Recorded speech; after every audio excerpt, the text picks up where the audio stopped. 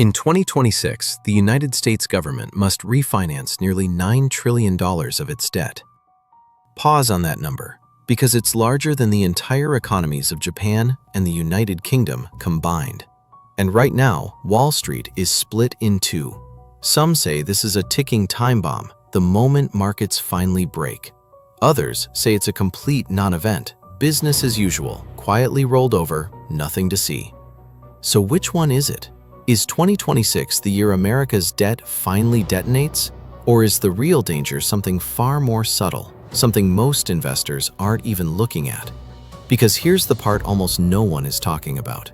The risk isn't that the debt matures. The risk is how it matures, and what that process quietly forces the entire financial system to become.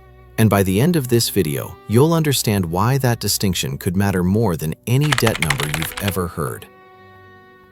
When headlines say $9 trillion of U.S. debt matures in 2026, they're not talking about credit cards, they're not talking about mortgages, and they're not talking about bank loans. They're talking about marketable U.S. Treasury securities, Treasury bills, Treasury notes, and Treasury bonds. When these securities reach maturity, something very simple happens. The Treasury must either repay the principal or refinance it by issuing new debt. In reality, it usually does both at the same time. This process is called rolling the debt, and according to Treasury maturity schedules and independent third-party analysis, roughly $9 trillion of marketable treasuries are set to mature in the calendar year 2026. So why is that number so large? Because since 2020, the U.S. Treasury has relied more and more on short-term debt. Not because it wanted to, but because long-term borrowing became expensive, and that single decision quietly changed the risk profile of the entire system.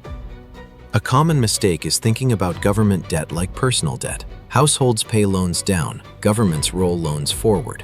The U.S. government does not. Save up $9 trillion, cut spending by $9 trillion, or raise taxes by $9 trillion. Instead, it issues new treasuries to pay off old ones. This has always been true. What's different now is how much debt matures at once and at what interest rates. So the real risk is not, can the U.S. repay the debt? The real risk is, at what yield does the market demand to refinance it? That difference matters, because yields don't just affect government finances, they affect everything. To understand why 2026 matters, we need to separate two different risks. First risk, the debt stock, long-term problem.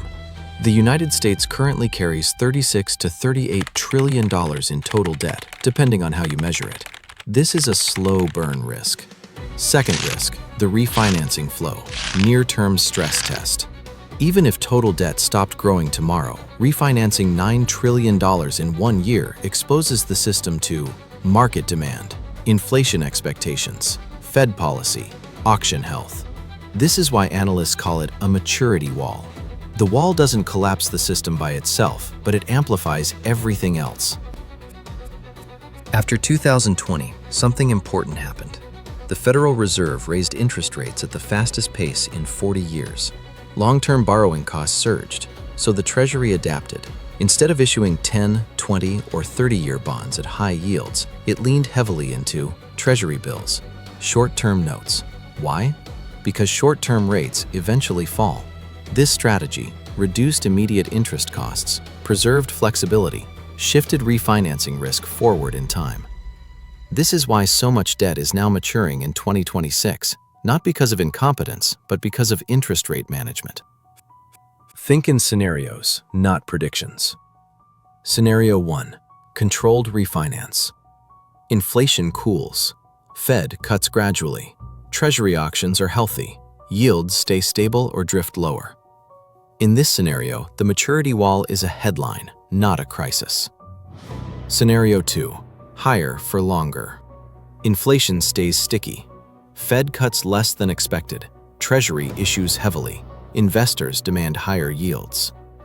This is where refinancing can reinforce upward pressure on rates. Scenario 3.